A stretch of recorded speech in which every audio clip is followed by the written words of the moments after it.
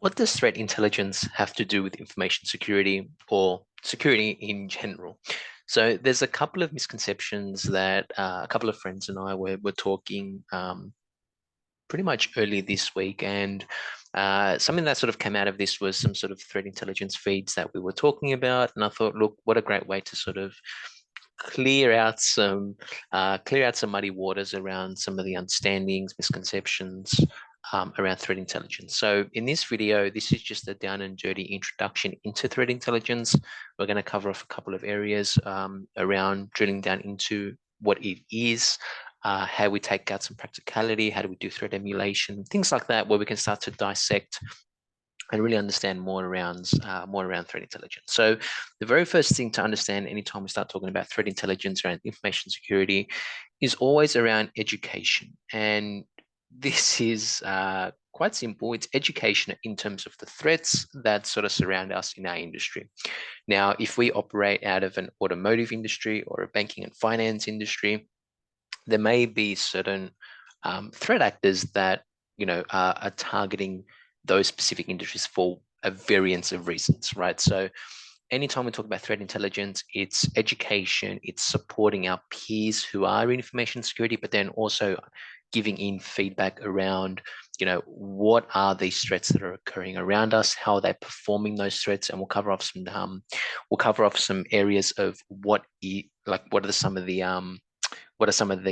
types of threat intelligence in an upcoming video. This video itself is just an introduction into threat intelligence. And then once we understand or once we get educated on those threats, then we need to determine and understand the types of controls that we can put in place and how we circumvent or slow down the attack chain. So there's another piece that I want to sort of cover here, which would be a bit of an upside down triangle, because anytime we talk about threat emulation, so I'm just going to do threat emulations down here because you're doing very detailed, very oriented testing. So threat intelligence, then we've got our penetration testing that happens here. And then we've got our vuln management that most organizations are doing. So let me just tidy this up here in just a second. So then we've got our vuln management. So most organizations kind of operate down this way, and you should be sort of kind of operating from a vuln management to pen testing to obviously threat emulation and adversarial simulations. The sort of the target state that we want to get into is sort of defining what these threat actors are in our industry. Now, again, very different industries have very different targeted attacks. Obviously, these APTs, if you obviously are aware of an APT state, it's an advanced persistent threat, obviously highly advanced skill sets, highly funded, advanced, just write this out, skill sets. They're aggressively funded. So traditionally, or in most cases, these APTs have or are government or nation funded,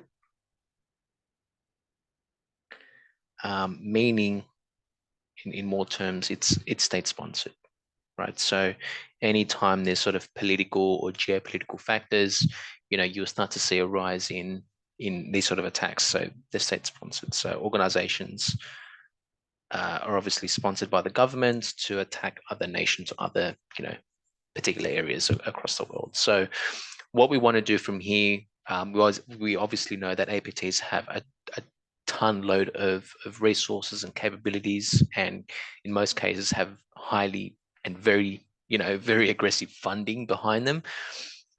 Most APTs are identified through group names. So when we talk about APTs, they usually have a number assigned to them, like an APT number, like APT 29, 28, 41.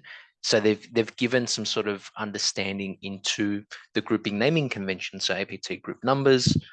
We've also got names, things like Cybersnake.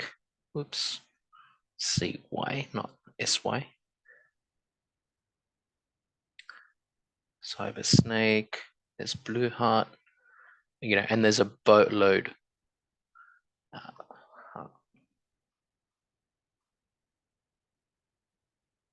and there's a boatload others. These are two examples that I've got off the top of my head.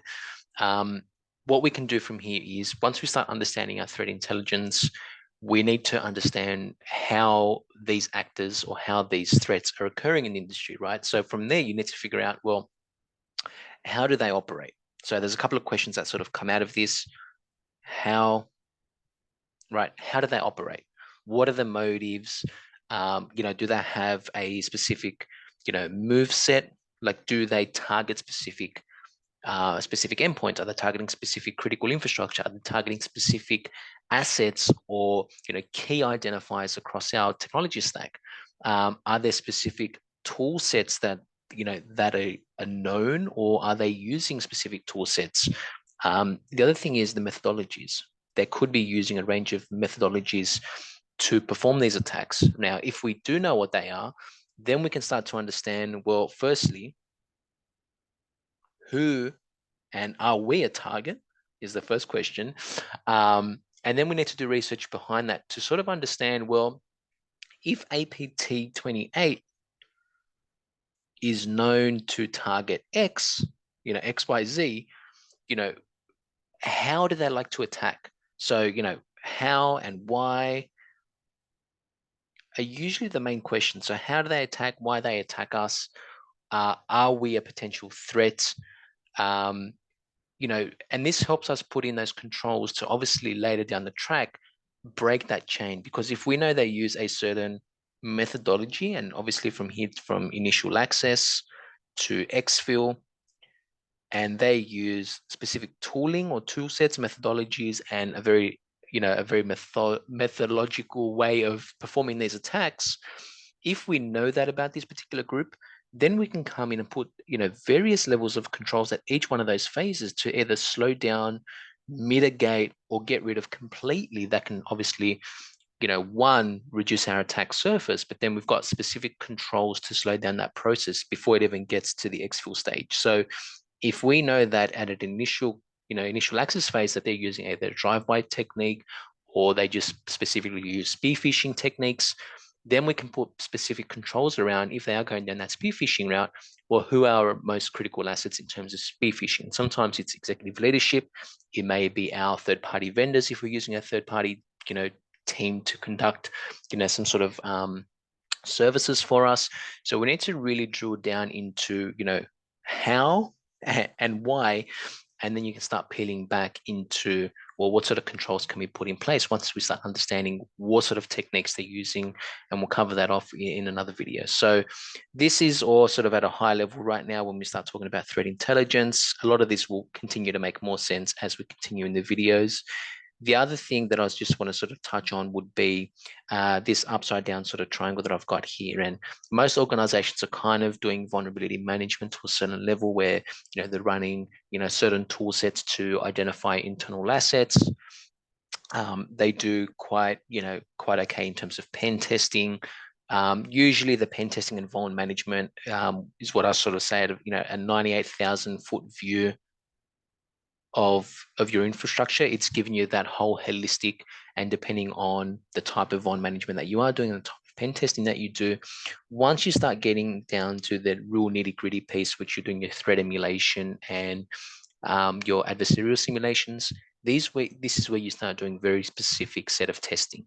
Now, and we'll cover this in a little bit more detail later down the track, but you want to get very specific into either a threat profiling group. So for many organizations that I've worked with, we start to profile them through APT groups. So when we do penetration testing, or when we do start doing adversarial simulations, we want to be testing controls across the organization. So an organization will have the policies and procedures that are all written down and formulated into a document that says, this is how we're going to handle XYZ if this occurs. Once you start emulating those threats in a controlled manner, you want to start mimicking these APTs in a real situation that allows the organization to then be able to respond to those threats. To once they've got a SIEM running, you'll be able to capture those logs, do something with those logs, take the traffic and then put it into a black hole, things like that. So you'll be able to start testing and fine tuning essentially the actual rule sets and how aggressive you're performing these scans, or how aggressive you're going to be exfiltrating the data. And then you get to a really sweet spot, because now you've got this, you've gone through an APT like mentality, you've got ISCs. We'll talk about indicators of compromise a little bit later. But the real thing here is, when you're doing threat emulation, you're doing very, very specific set of testing and a very specific set of controls that you want to start assessing against, whether it's a third-party service provider that you're working with in terms of their alerting, or if it's a third-party SOC team.